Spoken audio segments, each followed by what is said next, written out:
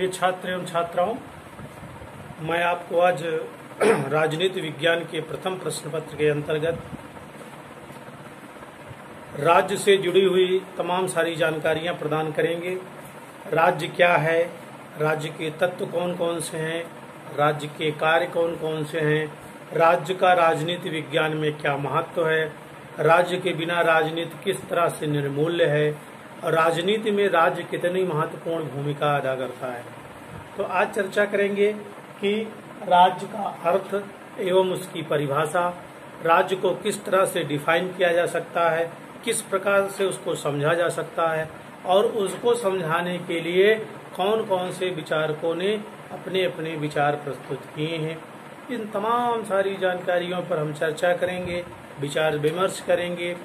जैसा कि ये ज्ञात है कि ये एक ऐसा चैप्टर है, एक ऐसा तथ्य है जो बीए में भी सिलेबस में है और बीए एलएलबी के प्रथम सेमेस्टर में भी सिलेबस के अंतर्गत आता है।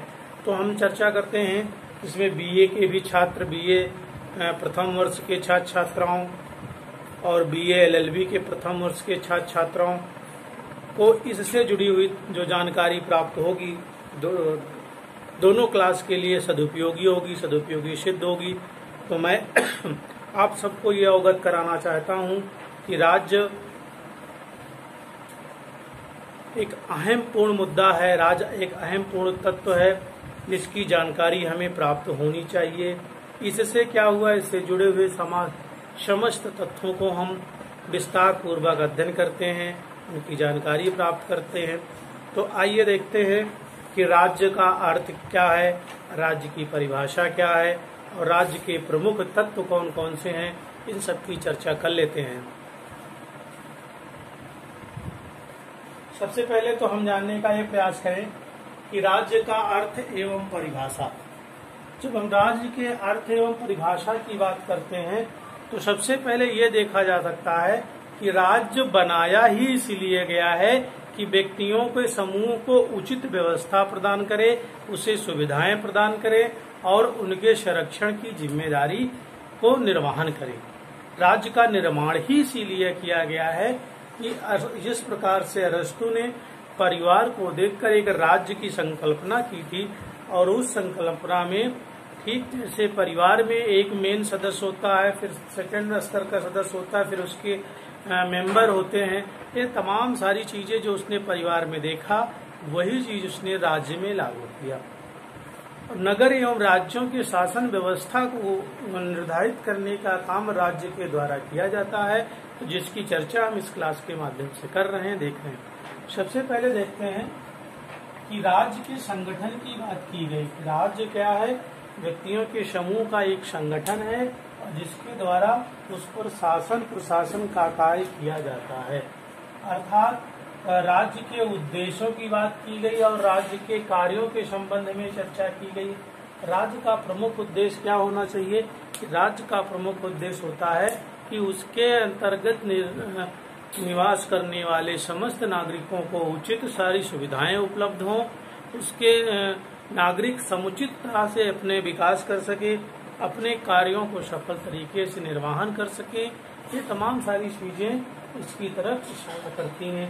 उसके कार्य क्या हैं, राज्य के द्वारा जो तमाम बहुत सारे कार्य किए जाते हैं उन सब की संकल्पना करना, उन कार्यों के द्वारा राज्य में निवास करने वाले नागरिकों को उचित से उचित व्यवस्था यानी कि अधिक से अधिक उन्हें लाभ प्रदान किया जा सके, उनकी सुविधाओं को बढ़ाया जा सके, उनके स्वास्थ्य को बढ़ाया जा सके। ये तमाम सारी चीजों का इसके अंतर्गत जिक्र किया जाता है। इसके अलावा भी अलग अलग समय पर विभिन्न प्रकार के विचार प्रचलित रहे हैं। इसके अलावा भी अनेक प्रकार के विभिन्न प्रकार के विचार प्रचलित रहे हैं, जिनकी चर्चा हम कर सकते हैं, समझ सकते हैं, जान सकते हैं। आइए देखते हैं प्राचीन विचारक। प्राचीन विचारकों की जब चर्चा करें तो जिसमें प्लेटो, अरस्तु, सुकरात इन सब का नाम आता है, तो प्राचीन विचारकों ने राज्य के 2 लक्षण बताए हैं। कितने लक्षण बताए हैं? 2 लक्षण। कौन कौन से? एक तो है राज्य व्यक्तियों का समुदाय है और दूसरा है राज्य व्यक्तियों के सुख लाभ के लिए निर्मित एक श्रेष्ठ संगठन है। इसको दो रूपों में देखा जा सकता है, समझा जा सकता है कि राज्य व्यक्तियों का एक समुदाय है। ये सत्य है कि राज्य क्या है, व्यक्तियों के समूह को, जो व्यक्तियों के समूह का एक संगठन है, उसे राज्य का दर्जा दिया गया है। और दूसरा क्या है, राज्य व्यक्तियों के सुख और लाभ के लिए निर्मित एक श्रेष्ठ समुदाय है। अर्थात राज्य जो है व्यक्तियों के सुख सुविधाओं के लिए व उनको लाभ प्रदान करने के लिए बनाई गई एक संस्था है, एक समुदाय है, जिसका निर्वहन हम सरकार के द्वारा करते हैं, राज्य के द्वारा निश्चित किया जाता है। ठीक, तो ये इससे राज्य के अर्थ से जुड़ी हुई कुछ परिभाषा, अर्थ से जुड़े हुए तथ्य हैं। अब आइए चर्चा करते हैं राज्य की कौन सी परिभाषाएं हैं, राज्य की परिभाषाओं को कौन कौन से विद्वानों ने अपने अपने विचारों में व्यक्त किया है।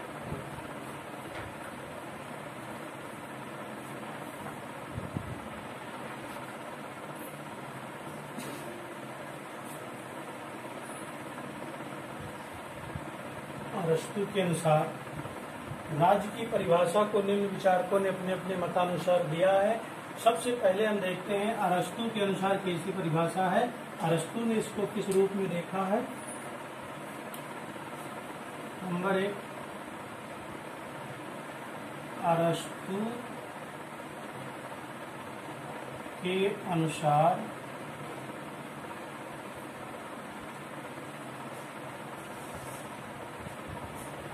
अरस्तु ने किस रूप से देखने का प्रयास किया है।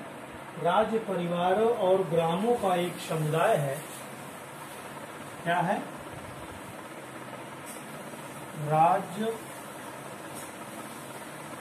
परिवारों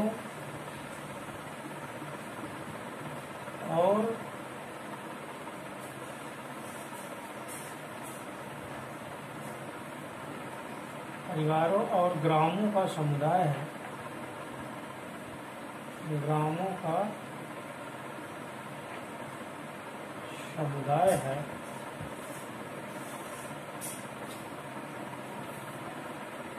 जिसका उद्देश्य पूर्ण और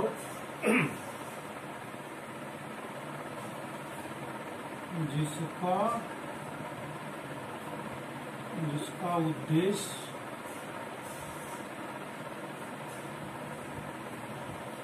पूर्ण एवं आत्मनिर्भर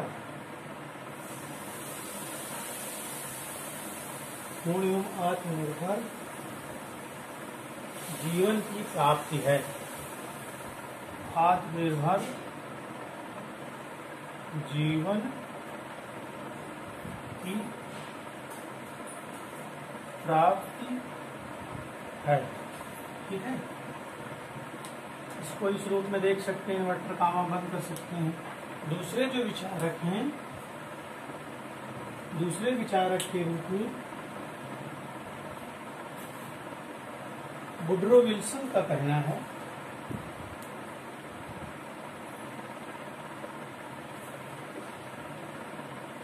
वुडरो विल्सन के अनुसार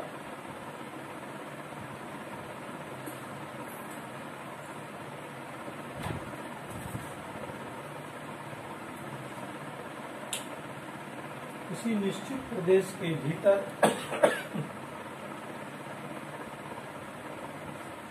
किसी निश्चित प्रदेश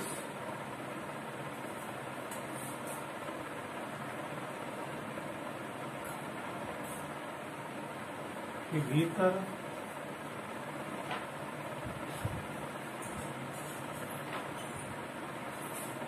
कानून के लिए संगठित जनता कानून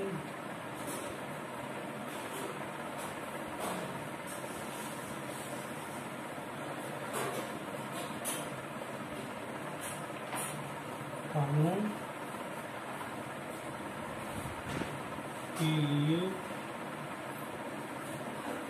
संगठित जनता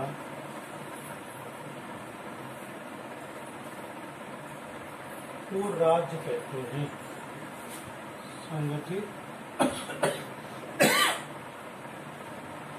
जनता को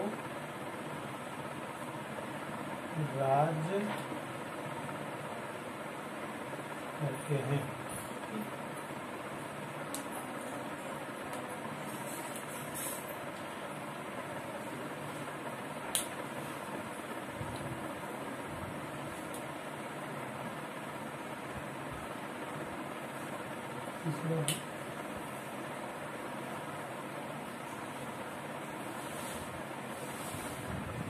ब्लंटसली के अनुसार, लॉस्की के अनुसार, लॉस्की के अनुसार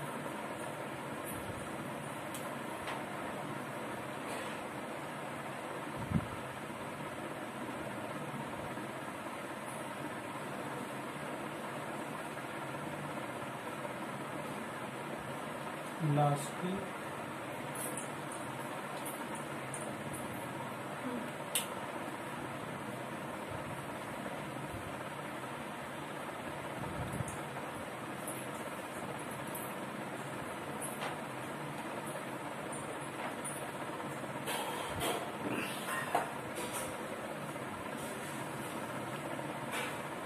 लॉस्की के अनुसार राज्य एक ऐसा प्रादेशिक समाज है, राज्य एक ऐसा प्रादेशिक समाज है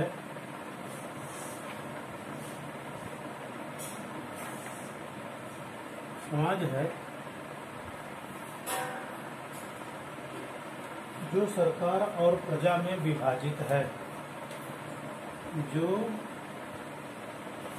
सरकार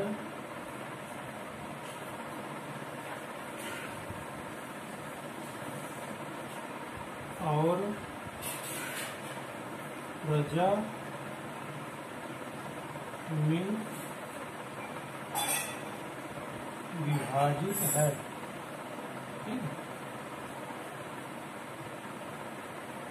और जो अपने निश्चित भौगोलिक क्षेत्र और जो अपने निश्चित भौगोलिक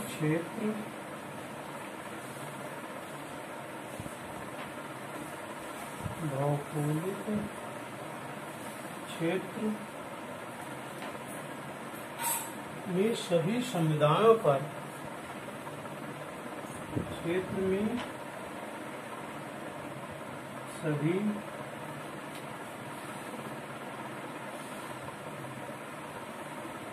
समुदायों पर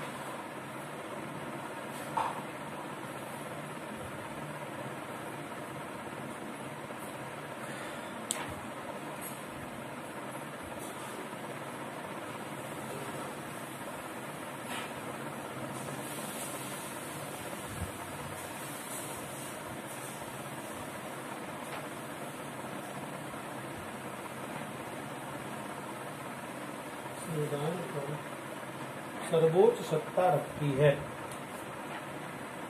सर्वोच्च सत्ता रखती है।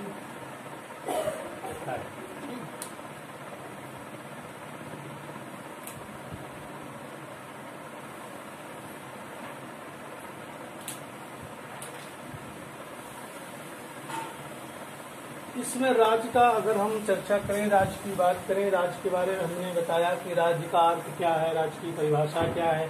तो राज्य की परिभाषा को निम्न विचारकों ने अपने अपने विचार अनुसार, अपने अपने मतानुसार उसको परिभाषित करने का प्रयास किया है, जिसमें से प्रमुख रूप से अरस्तु के अनुसार अगर बात की जाए तो अरस्तु ने राज्य परिवारों और ग्रामों का समुदाय है।